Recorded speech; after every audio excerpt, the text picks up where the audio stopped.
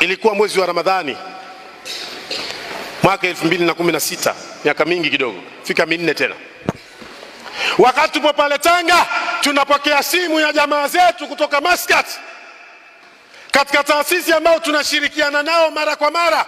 Wanasema tuna misaada ya walemavu, tuna misaada ya watoto yatima, tuna misaada. Tunakuja Tanzania, tayari mizigo imefika, na sisi tunachukua ndege tunafika. Kaambia fikeni mpaka Dar es Salaam. Amefika Dar es Salaam, tukawaambia sisi tupo Tanga, njoo Tanga. Wakapakia baadhi ya vitu katika fuso, wakaja Tanga. Sisi tunafanya kazi ya kuorodhesha mtoto gani yatima, mtoto gani yatima, mtoto gani yatima. Kuna fungu limeletwa kwa ajili ya mayatima, nani yatima, nani yatima. Tunafanya kutafuta, kuorodhesha.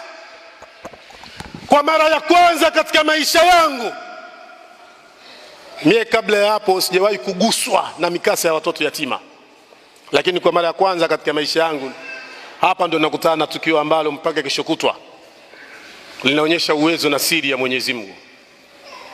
Na ndo baadaye nikagundua kwa nini Mwenyezi Mungu alimfanya Mtume Muhammad kuwa yatima kwa baba na mama. Ile yatima akikaa akisikia tu kwamba hata huyo mtume wa Mungu alikuwa yatima, inaweza kumsaidia kumtengenezea faraja kubwa sana katika maisha yake, kwa jinsi mayatima wanavyoteseka katika maisha yetu. Na kumsukuma yatima ni kusukuma dini. Araaita alladhi yukadhibu bidin fadhalika alladhi yad'u al-yatim. Kimsukuma yatima unaukataa Uislamu, sababu kimsukuma yatima unamsukuma mtume. Mtume ndio kiongozi wa mayatima, mtume ndio kiongozi wa mayatima. Tunafanya kutafuta wale mayatima, tunaelekezwa nyumba, tunaonyeshwa nyumba ile. Nataka na wewe usikilize vizuri. Nyumba ile kuna yatima. Yatima anaitwa nani? Anaitwa Firdaus. Yupo katika nyumba ile. Tupeni historia yake. Tunaambiwa baba alikuwa mtu wa Tabora, alihamia Tanga kibiashara. Amekuja Tanga kwa ajili ya kufanya biashara. Anapofanya biashara zake Tanga, akajenga nyumba ile mnayoiona. Akatengeneza hapa maduka mawili, duka la vifaa vya umeme na duka la vifaa vya ujenzi. Baada ya hapo akafanikiwa kununua kigari kidogodogo, kieskudo kile cha kutembelea. Akapata mke wake. Baada ya kupata mke wake akapata mtoto wa kwanza wa kike anaitwa Firdaus. Miaka minne baadaye akapata mtoto wa pili wa kike anaitwa Khadija. Firdaus ana miaka minne, Khadija ana miezi 6.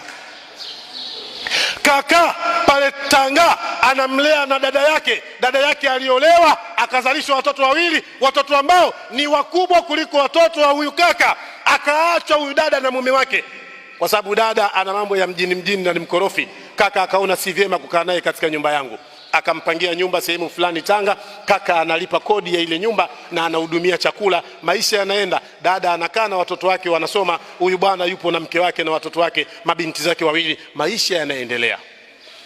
Moja katika masiku Firdausi yupo shuleni chekechea, anasoma nursery school.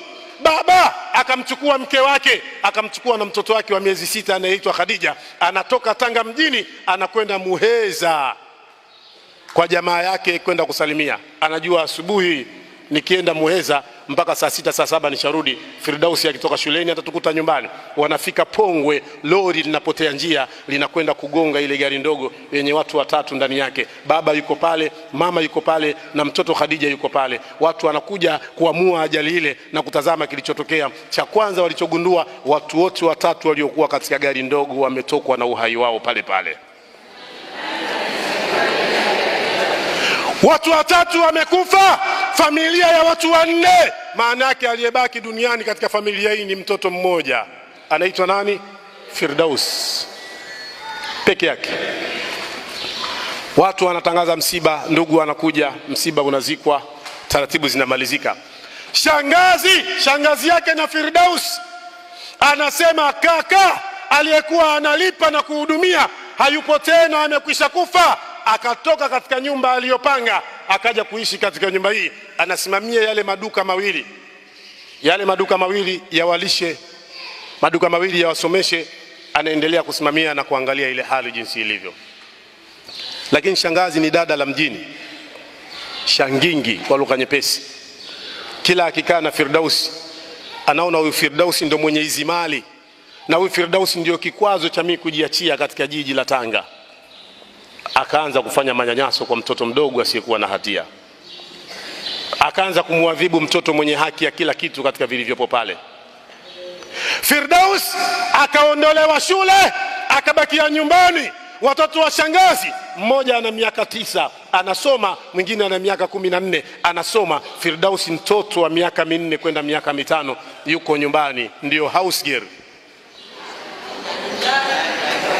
Firdausi anafua nguo zake, anafua nguo za shangazi, anafua nguo za dada yake. Firdausi anasafisha nyumba akiwa na miaka 5, anasafisha nyumba. Firdausi ndani ya miaka 5 anapika chakula shangazi, chakula ndugu zake. Firdausi akikosea katika jambo lolote, pengine anakosea kwa sababu ya utoto, uelewa wake haujawa sawa sawa, anapigwa makofi, sio bakora kama anavyoonywa mtoto, anapigwa makofi, anapigwa mateke. Amekuwa ngoma ndani ya nyumba ya baba yake, amekuwa mpira ndani ya nyumba ya baba yake, amekuwa mpishi ndani ya nyumba ya baba yake, amekuwa dobi ndani ya nyumba ya baba yake. Akiwa na umri mdogo, Firdausi anapitia mateso mazito katika maisha yake. Yatima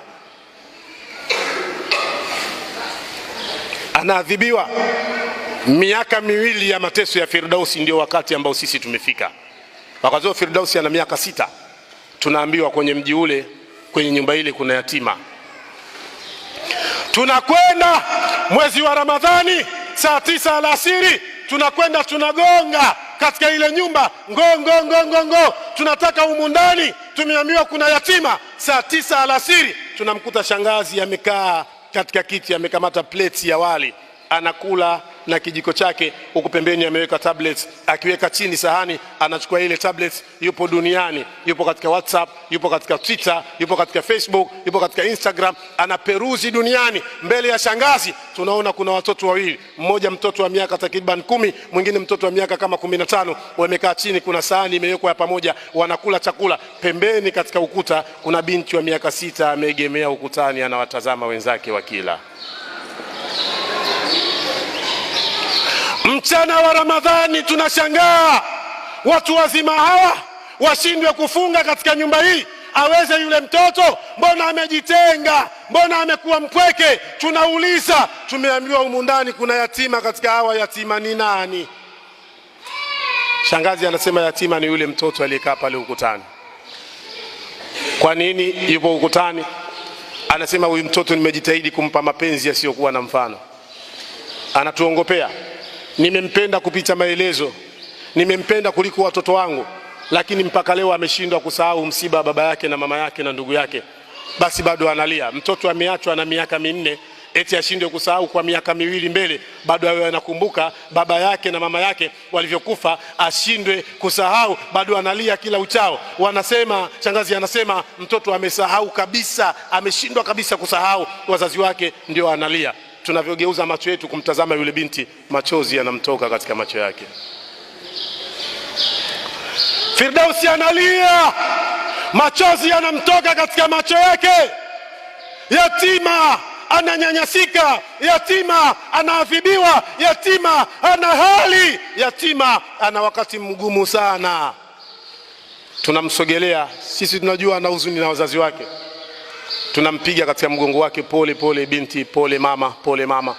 Kwa mara ya kwanza baada ya miaka 2 tangu wazazi wake kufa, Firdausi anasema amekutana na watu ambao anahisi anaweza kuwaambia mambo yake na ikawa kama salama kwake. Kwa mara ya kwanza anafunguka mtoto mdogo mwenye miaka 6 inakwenda miaka 7, anatoa maelezo mazito katika kinywa chake, maelezo ambayo wao ungesikia ungelia. Sisi watu wazima tulikuwa pale na machozi yametutoka. Firdausi anasema, mashehe, maustadhi, mimi silii kwa sababu ya baba yangu na mama yangu kufa. Akili zangu zishakomaa nikiwa mtoto mdogo sana, najua kwamba duniani tunaishi, baadaye tutakufa. Mtoto wa miaka 7 anasema hayo. Lakini kinachoniliza ni mateso, dhiki, tabu ninayoipata katika maisha yangu. Hii nyumba nzima mkiiona safi, mimi ndiye ninayefanya kazi ya kusafisha na kufagia na umri mdogo niliokuwa nao. Chakula wanachokula ndugu zangu hapo, mimi ndio mpishi niliyepika. Lakini pamoja na kupika siruhusiwi kusogea pale kwenda kula na ndugu zangu. Na nikisema nisogee pale kwenda kula na ndugu zangu, shangazi ataukamata mkono wangu na kuusugua katika ardhi. Anatuonyesha mkono wake, anaangalia hii maalama katika mkono, nasuguliwa na shangazi katika sakafu pindi nitakapokuwa nasogea nikitaka kula na ndugu zangu, na kweli ana majeraha, ana madonda masugu yametokea katika mkono wake. Huo unakamatwa, unasuguliwa, kaa pembeni mpaka watoto wangu washibe ndio wewe ule.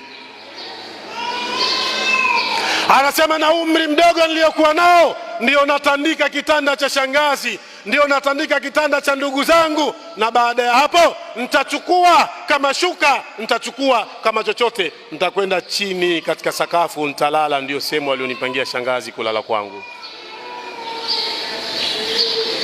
Binti mdogo Firdaus akasema neno ambalo lilituliza wote tuliokuwa pale, machozi yakatutoka. Firdaus anasema umeme ukikatika humu ndani, shangazi huwa ananipa boksi hilo ananipa nimpepee huyu dada yangu mdogo. Firdaus ana miaka 7, dada yake mdogo ana miaka 10. Umeme ukikatika anapewa boksi ampepee yule dada yake mpaka atakapopata usingizi, na yeye ndo anaruhusiwa kwenda kulala. Watu wanafanya hayo manyanyaso, haya ni madogo. Wallahi kuna watu wananyanyasa mayatima humu katika majumba, kuta hizi zimeficha mambo mengi, wanafanya ubaya usiokuwa na mfano. Firdaus anasema maneno hayo, machozi yanatutoka kwa hali tuliyokuwa nayo. Binti kwa mara ya kwanza anaona amepata upenyo, kumbe ana kumbukumbu vizuri. Ukitoka Tanga pale Mwazange ambapo ndipo anapoishi, binti akatoka katika ile nyumba, mlangoni anakimbia. Sisi tunamfuata, tunamkimbiza.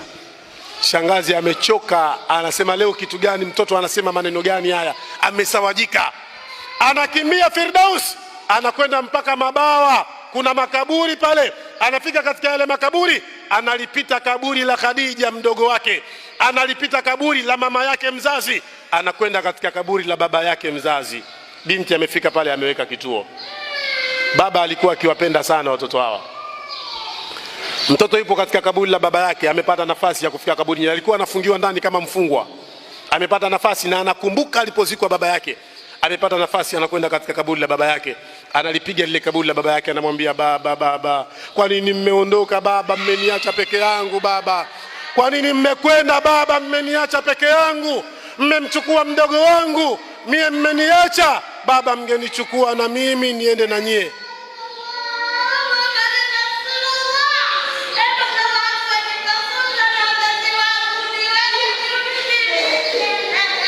Analia mbele ya kaburi la mzee wake, mbele ya kaburi la baba yake.